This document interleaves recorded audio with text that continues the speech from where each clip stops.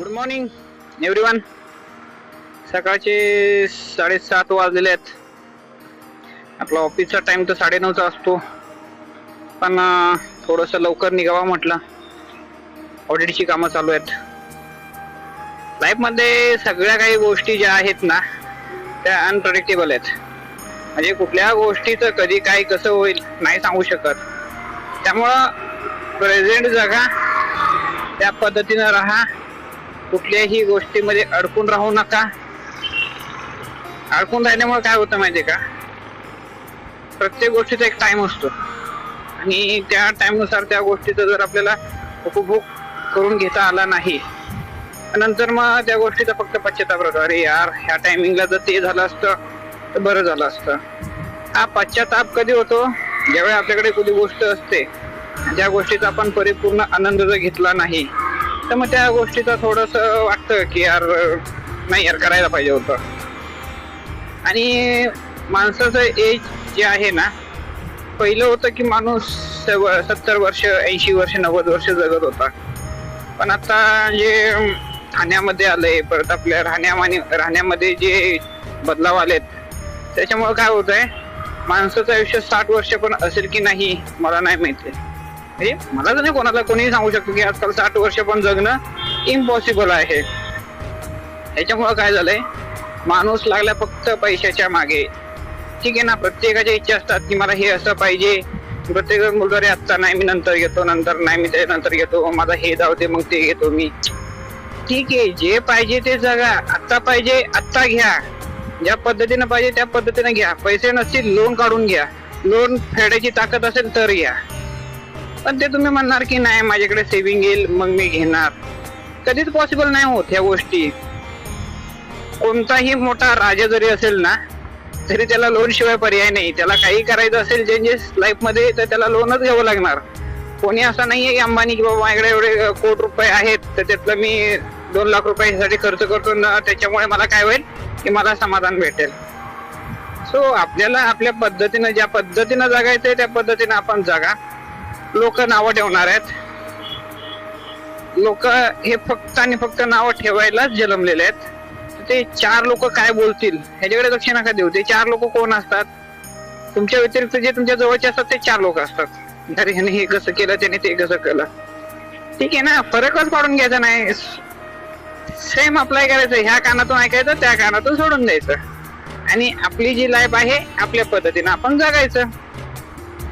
त्याच्यामुळे काय होणार आहे माहितीये का, फक्त एक मनाला समाधान होणार आहे की बाबा हे माझ्या लाईफ मध्ये एक अचिव्हमेंट होती, मला ही गोष्ट हवी होती, ती मी गोष्ट केली.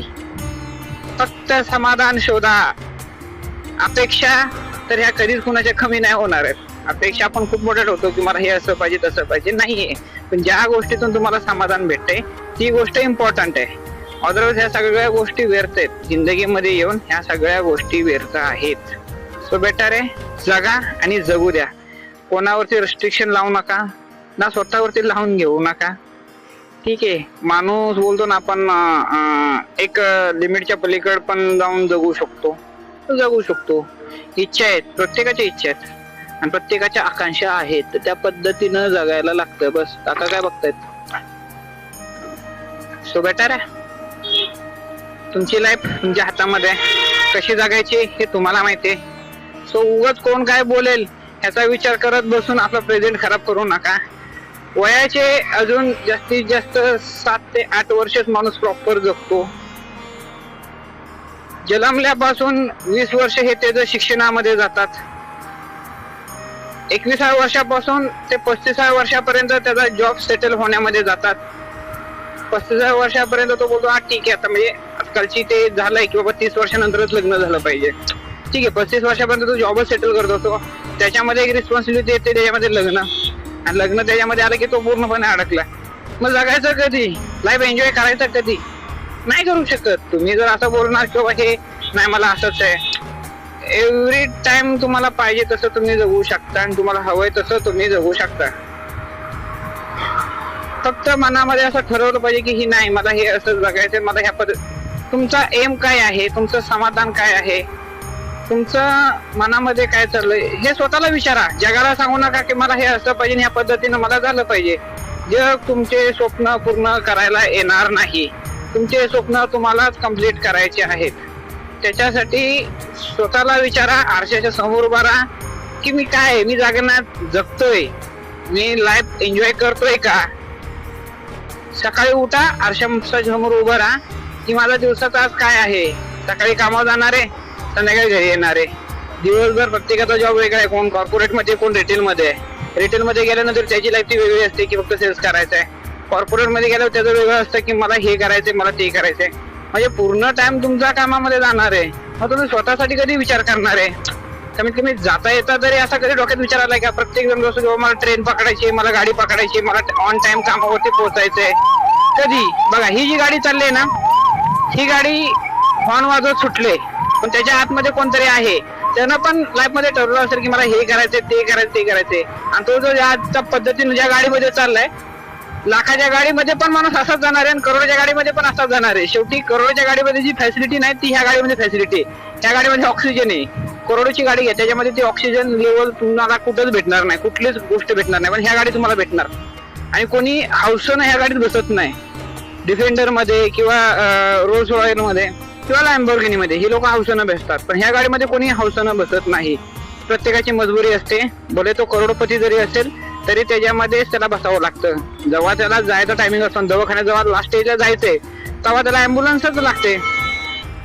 त्याला तुम्ही मर्सिडीज मध्ये बसवणार आणि सगळ्या फॅसिलिटी देणार असं नसतं ना. मोठ्या गाड्या जेवढा त्यांचा मेंटेनन्स तेवढी त्यांच्यामध्ये सेफ्टी काहीच नाहीये. शेवटी माणूस मारणार तर त्याला काचामध्ये ठेवा, तो शेवटी मारणारच आहे. काही करा, तो मारणार आहे. कुठल्याही देवापाशी जा, तो मारणार आहे. प्रत्येकाचं लिखित आहे, सगळ्या गोष्टी सेट आहेत. सो बेटर जगा आणि जगू द्या. चला, आजच्या दिवसापुरती एवढंच होतं. भेटूया उद्याच्या भागात. बाय.